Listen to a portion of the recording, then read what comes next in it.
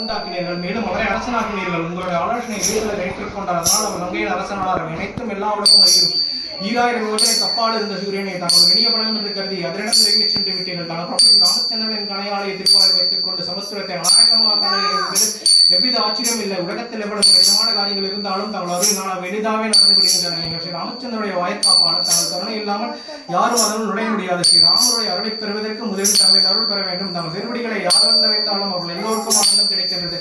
தாங்கள் காப்பாளராக இருக்கும் பொழுது நாங்கள் எதைக்கண்டு பயப்பட வேண்டும்? தங்களிடம் உள்ள மீதியான தேஜஸை தங்களை தவிர வேறு யாராலும் காணவே முடியும். ஈமென்ற கர்த்தனையால் 3 உலகங்களும் நடுங்குகின்றன. மகாவீரனே, உமது பேரை யார் கூறினாலும் அதை கேட்ட மாத்திரத்தில் பூதம் விசாதிகள் தங்கள் நாமத்தை சொன்னவர் அருகில் கூட நெருங்குவதில்லை. வீரகன்மானே, தங்கள் பெயரை இடைவிடாது ஜெபம் செய்வது வீரகன்மானே தங்கள் பெயரை இடைவிடாது ஜெபம் செய்வதனால் எல்லா துன்பங்களும் கேட்டவர்கள் மகிழ்ந்து விடுகின்றன. ஹன்மானே, மனதாலும் செயலாலும் சொல்லாலும் எவர் தங்களிடம் ஈடுபட்டு இருக்கிறார்களோ அவர்களுடைய எல்லா துன்பங்களிலிருந்தும் தாங்கள் அவர்களை விடுவிக்கிறீர்கள். எல்லாவற்றுக்கும் மேம்பட பரம்பொருளாகவும் தவம் செய்வர்கள் சிறந்தவராகவும் விளங்குகின்ற ஸ்ரீ ராமபிரானை சகல காரியங்களையும் நீங்கள் செவட நிறைவேற்றி விடுவீர்கள். தங்களை வழிபடுகின்றவர்களுடைய எல்லா கோரிக்கைகளும் நிறைவேறுகின்றன. வாழ்க்கையில் மதிப்பிட முடியாத பலன்களும் அவர்கள் கிடைக்கின்றன. ராமயுகங்களிலும் தங்களுடைய பிரதாபம் பறந்திருக்கின்றது. உலகத்தில் எல்லா இடத்திலும் தங்களுடைய புகழ் ஒளி வீசிக் கொண்டிருக்கின்றது.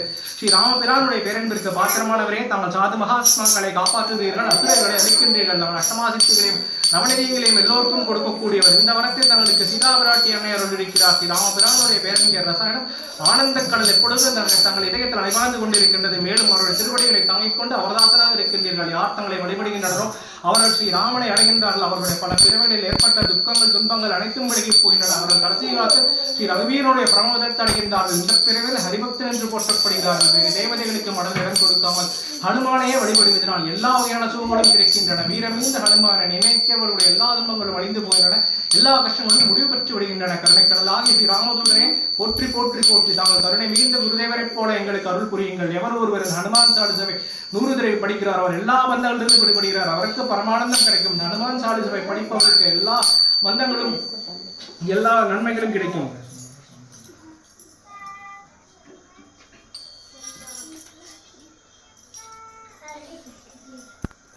இந்த ஹனுமான் சாலிசை படிப்பவருக்கு நிச்சயம் வெற்றி கிடைக்கும் என்பதற்கு கௌரி சங்கரான பரமேஸ்வரன் சாட்சியாக இருக்கின்றார்.